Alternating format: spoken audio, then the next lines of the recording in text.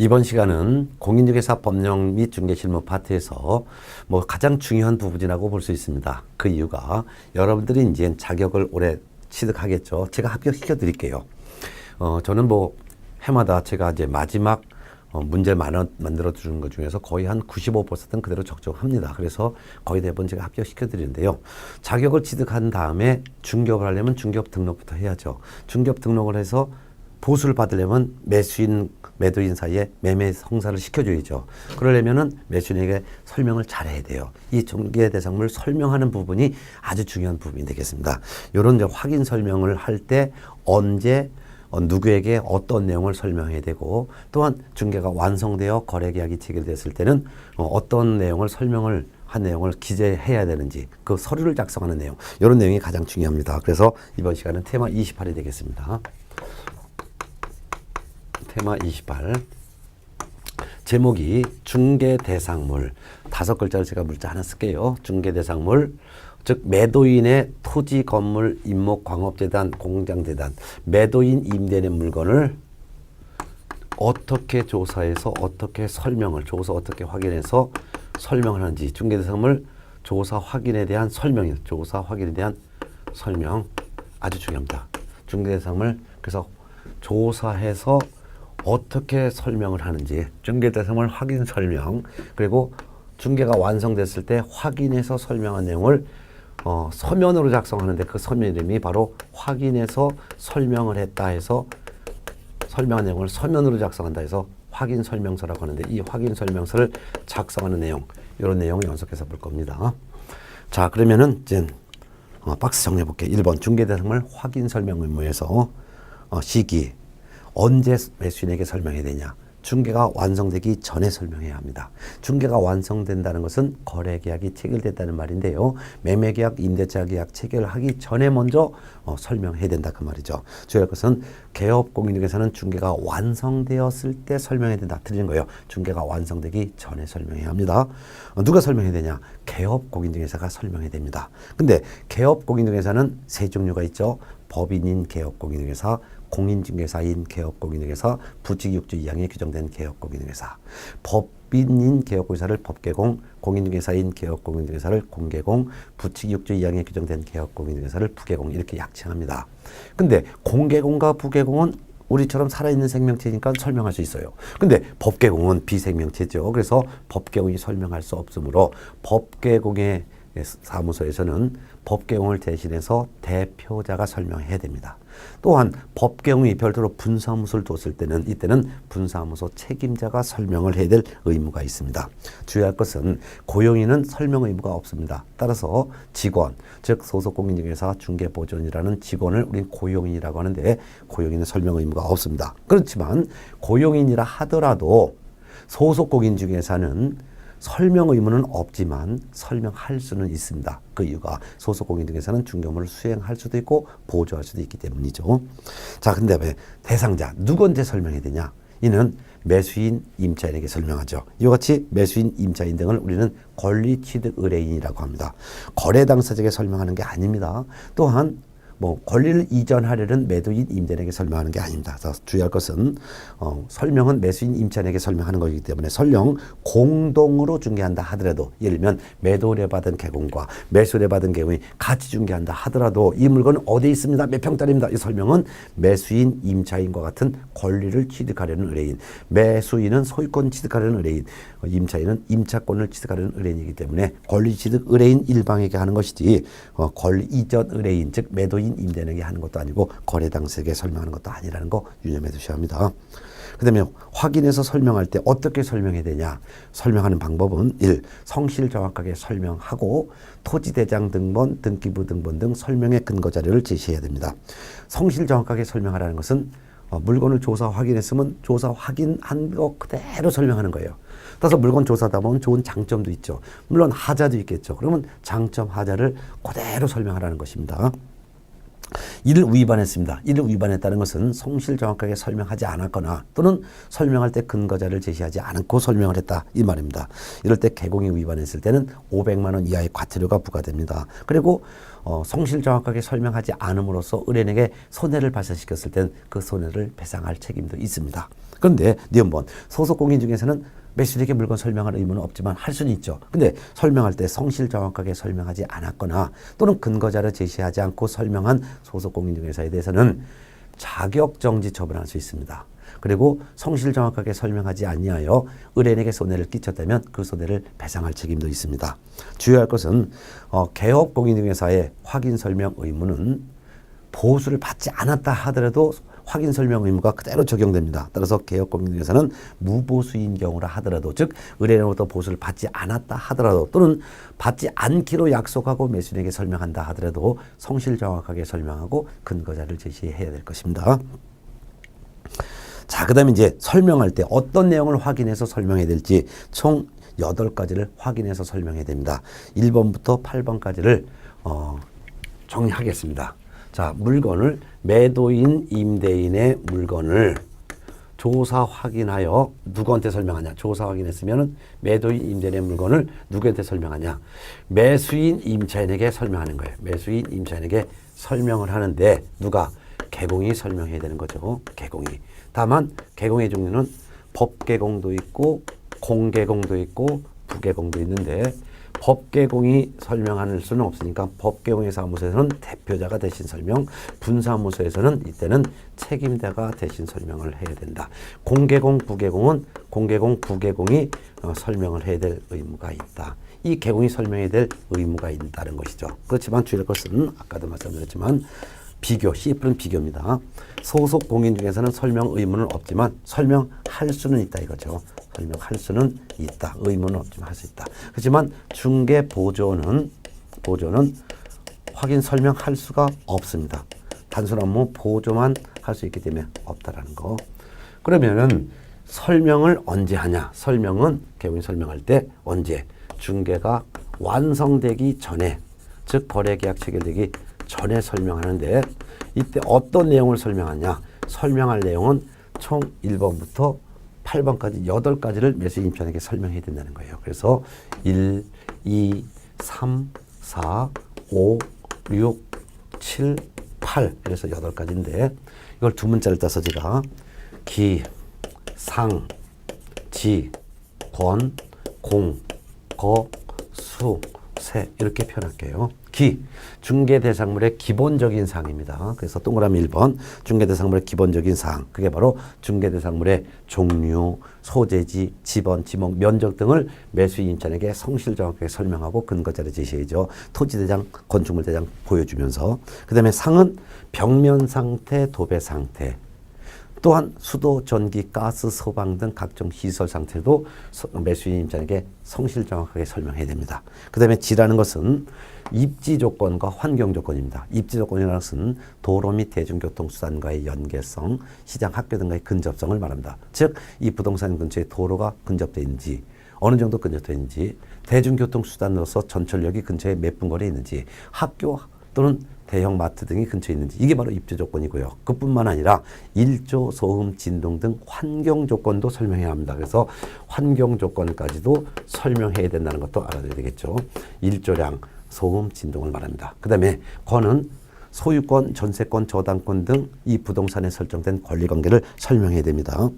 특히 등기된 권리뿐만 아니라 등기가 안 된 권리도 설명해야 됩니다. 그래서 등기된 권리에 유지권의 부담을 받고 있다든지 뭐 분묘기지권의 부담을 받고 있다든지 이런 것도 설명을 해야 되겠죠. 또한 근저당권이 설정되어 있는 부동산인 경우 금액을 설명할 때는 채권 최고액까지만 설명할 의무가 있고 실제 채무액까지는 설명할 의무가 없습니다.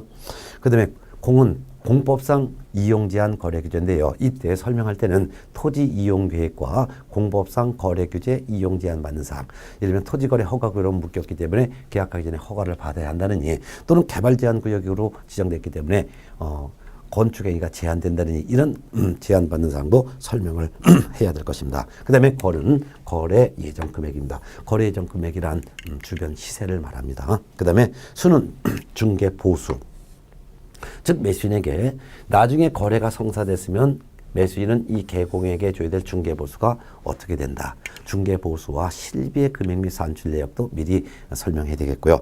그 다음에 세는 매수인이라고 하는 소유권이라는 권리를 취득하려는 의뢰인이 소유권이라는 권리를 취득함에 따라 부담해야 될 조세의 종류와 수요를 설명해야 됩니다.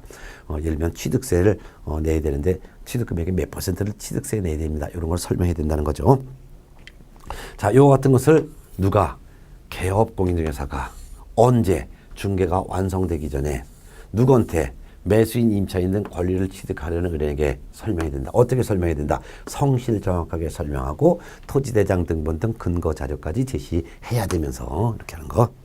자, 그 다음에 상태자료라는 게 있습니다. 이 상태자료라는 것은 매수인에게 이 매도인의 물건을 설명하기 위해서 필요한 때는 매도인에게, 개업 공인중개사는 매도인에게 중개대상물, 즉 매도인이 갖고 있는 상태에 관련된 자료를 달라고 요구할 수가 있습니다. 그런데 매도인이 자료를 달라는 개공의 요구에 대해서 자료를 제공할 의무는 없습니다. 따라서 불응을 할 수 있어요. 그래서 불응을 했다면 불응한 사실을 매수인에게 설명하고 나중에 중개가 완성되어 확인 설명한 내용을 서면으로 작성할 때 이 확인 설명서에 불응한 사실을 기재도 해야 될 것입니다. 꼭 알아두세요. 그런데 매도인에게 개공이 자료를 달라고 요구할 수 있는 것은 어떤 자료를 달라고 요구할 수 있냐면 중개대상물의 내부, 외부 시설 상태에 관련된 자료, 그 다음에 벽면이나 도배에 관련된 자료, 벽면 도배에 관련된 자료, 그 다음에 일조 소음 진동 등 환경 조건에 관련된 자료, 요 세 가지 자료를 달라고 요구할 수 있는데 이런 자료 요구에 매도인이 불응을 했다면, 싫어하고 불응을 했다면 불응한 사실을 매수인에게 설명도 하고 확인 설명서에 여기에 기재까지 해야 된다는 것도 알아둬야 되겠죠. 자, 그 다음에 증표 제시 요구라는 게 있어요. 자, 증표 제시 요구는 개국이 중개를 하다 보면은 의뢰인이 진짜 의뢰인지 가격만 떠보는 의뢰인지 이렇게 궁금해요. 그렇기 때문에 신분증 좀 보여달라고 제시할 수 있다 그 말입니다. 그 다음에 이제 교재는 이제 그 큰 2번 중개대상물 확인 설명서 작성 의무가 됩니다. 확인 설명은 중개가 완성되기 전에 설명하는 것이고, 확인 설명서는 중개가 완성이 되어 거래 계약서를 작성하는 때, 이때 즉 거래계약이 체결됐을 때는 거래계약서 즉 매매계약서 작성하기 전에 먼저 확인 설명서부터 먼저 작성해서 거래 당사자에게 교부해야 됩니다. 그래서 설명은 중개가 완성되기 전에 설명하는 것이고, 중개가 완성되기 전에 설명하는 것이고, 확인 설명서 작성은 중개가 완성되었을 때 작성한다라는 거. 네. 자, 봅니다. 작성 시기. 중개가 완성되어 거래계약서를 작성하는 때 거래계약서 작성하기 전에 먼저 확인 설명서부터 작성해서 교부해야 된다 그 말이죠. 확인 설명서 작성 의무자도 개공과 개공입니다. 설명 의무자나 확인 설명서 작성 의무자는 똑같습니다. 따라서 설명 의무자건 확인 설명서 작성 의무자건 개공이다. 다만 법인은 대표자가, 분사무소는 책임자가 의무를 부담하고, 공개공의 사무소에서는 공개공이, 또한 부개공의 사무소에서는 부개공이 작성 의무를 부담하죠. 소속공인중개사는 설명 의무는 없지만 설명할 수 있다 그랬죠. 또한 소속공인중개사는 확인 설명서 작성 의무는 없지만 작성할 수는 있습니다. 그렇지만 중개보조는 설명할 수도 없고 확인 설명서를 작성할 수도 없습니다. 작성하는 내용인데요. 작성하는 내용은 확인 설명서에 작성하는 내용은 매수인에게 설명한 내용, 구두로 설명했죠. 설명하고 뭘 설명한 거예요? 기상, 지권, 공고, 수세. 요거 구두로 설명한 걸 그대로 서면으로 옮겨 기록하라 그 말입니다. 네. 그 이유는 매수인은 개공의 설명을 듣고 계약을 했어요. 근데 나중에 개공이 설명을 잘못하여 손해를 입었어요. 그러면 매수인은 확인 설명서를 개공에 딱 보여주면서 봐라. 당신이 설명한 내용하고 실제 내용이 다르잖아. 그러니까 책임져라. 라고 손해배상 청구할 때 매수인이 개공이 잘못 설명했다는 것을 입증시키기 위해서 요 설명한 내용을, 구두로 설명한 내용을 서면으로 작성하겠는데 그 서면이 바로 확인 설명서가 되겠죠. 자, 그 다음에 작성 서식. 확인 설명서를 작성할 때 이 확인 설명서는 지금 현재 표준 서식이 있습니다. 표준 서식이라는 것은 법에 규정된 서식을 말하고 이를 법정 서식이라고도 표현하고, 또는 공인중개사법 뒤에 별도로 종이로 만들어졌다 해서 별지 서식이라고 하는데, 이게 지금 현재 국문용, 우리나라 국문용도 서식이 있고 영어로 된 영문용 서식도 있습니다. 그래서 영문용 서식도 있는데 표준 서식을 사용을 하여 작성을 해야 될 의무가 있다 이거죠. 예, 표준 서식이 있고 표준 서식에 따라 작성해야 될 의무가 있어요. 이 확인 설명서 서식은 중개 대상물이 어떤 물건에 따라서 확인 설명서 서식이 4가지가 있습니다. 중개 완성한 물건이 주택이라면 주거용 건축물을 확인해서 설명했다라는 것을 서면으로 작성합니다. 이를 주거용 건축물 확인 설명서라고 합니다. 여기는 총 13가지 내용을 기재하도록 되어 있어요. 근데 중개를 완성시켜준 물건이 공장이나 상가일 수도 있죠. 이럴 때는 비주거용 건축물 확인 설명서를 있는데 이 비주거용 건축물 확인 설명서라는 서면에다 11가지 내용을 기재하도록 되어 있습니다. 근데 중개를 완성시킨 물건이 임야일 수도 있죠. 또는 농지일 수도 있죠. 그럴 때는 토지 확인 설명서를 작성해서 교부합니다. 이거는 총 9가지 내용을 기재하도록 되어 있고 그 다음에 임목이나 또는 광업재단이나 또는 공장재단에 대한 중개를 완성시켰다면 임목, 광업재단, 공장재단을 한꺼번에 묶어놓은 서식이 있어요. 그게 임목, 공장재단, 광업재단 확인 설명서를 작성해서 교부합니다. 이때는 총 8가지 내용을 기재하도록 되어 있고 표준 서식이 있습니다. 자, 그 다음에 서명 및 날인 다 작성했으면 이 확인 설명서에는 개업 공인중개사는 반드시 서명도 하고 및 날인도 해야 합니다. 이때 서명은 자필로 이름을 써야 되고 또한 날인을 해야 되는데 날인은 도장을 찍는 거예요. 이때는 등록관청에 중개인이 사용하기 위해서 등록관청의 인장을 사용해야 됩니다. 근데 이 개공 중에서 만일 법개공이라면 법개공이 직접 서명 및 날인을 할 수 없기 때문에 법개공의 사무소에서는 대표자가 법개공을 대신해서 서명 및 날인해야 되고 만일 법개공의 분사무소에서 중개를 완성했다면 이때는 대표자는 서명 및 날인할 의무가 없고 이때는 책임자가 서명 및 날인을 해야 될 것입니다. 물론 공개공이나 또는 부개공의 사무소에서는 공개공, 부개공이 서명 및 날인이 되겠죠. 이 개공뿐만 아니라 당해 중개에 한 소공이 있으면 소공도 함께 서명 및 날인해야 합니다. 이때 소공은 모든 소공이 다 서명 및 날인을 해야 될 의무가 있는 것이 아니라 이 소공은 당해 중개 행위를 한 경우 당해 중개 행위를 한 소공만 적용됩니다. 따라서 당해 중개 행위를 한 소공이라는 것은 개공을 대신해서 소공이 물건을 설명했거나 또는 개공을 대신해서 확인 설명서를 작성한 그런 소공을 당해 중개 행위한 소공이라고 함께 서명 및 날인을 해야 될 것입니다. 참고적으로 그럼 거래 당사자는 어떻게 했냐? 거래 당사자 일면 매도인과 매수인이 되겠죠. 그러면 매도인과 매수인이라는 거래 당사자는 이 확인 설명서에 서명하거나 또는 날인만 하면 됩니다. 서명과 날인 중에 하나만 하면 된다 이거예요. 그렇지만 개공과 당해 중개에 한 소공은 함께 서명 및 날인. 그렇지만 거래 당사자는 서명 또는 날인이라는 거 꼭 차이점을 알아두시기 바랍니다. 그리고 이를 다 작성했으면 개공은 이 확인 설명서를 거래 당사자인 매도인, 매수인, 거래 당사자에게 교부합니다. 그리고 개공 자신은 이 확인 설명서 사본을 또한 별도로 3년간 보존도 해야 된다는 거 꼭 알아두시기 바랍니다. 네. 이런 내용으로 이제 이론 정리했습니다. 그 다음에 우위반시 제재를 보겠습니다. 우위반시 제재. 개공이 물건을 설명할 때 중개 완성 전에, 중개가 완성되기 전에 해야 될 의무는 설명이죠. 중개 완성 전에 설명, 성실 정확하게 설명하고 근거 자료를 제시해야 된다 그랬죠. 이를 위반했을 때는 500만 원 이하의 과태료 부과하고 만일 손해를 발생시켰을 때는 배상까지 해야 되는 거예요.